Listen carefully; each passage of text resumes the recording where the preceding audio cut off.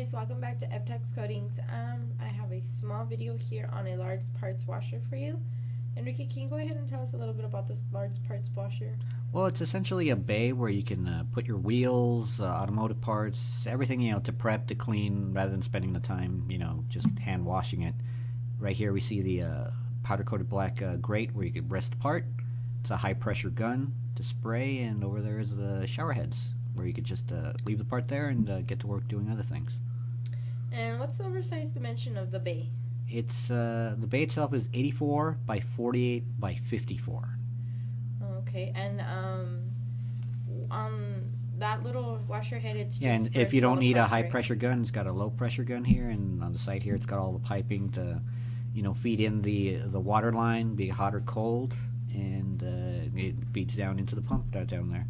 And that pump, how many gallons does it hold? Yeah, it doesn't hold gallons. It's a 1 horsepower pump, but it does go to a reservoir that holds 30 gallons. And then right here you see the on-off switch for the pump and the heater. And there's the 30-gallon reservoir we're talking about. It's got a mesh there at the filter.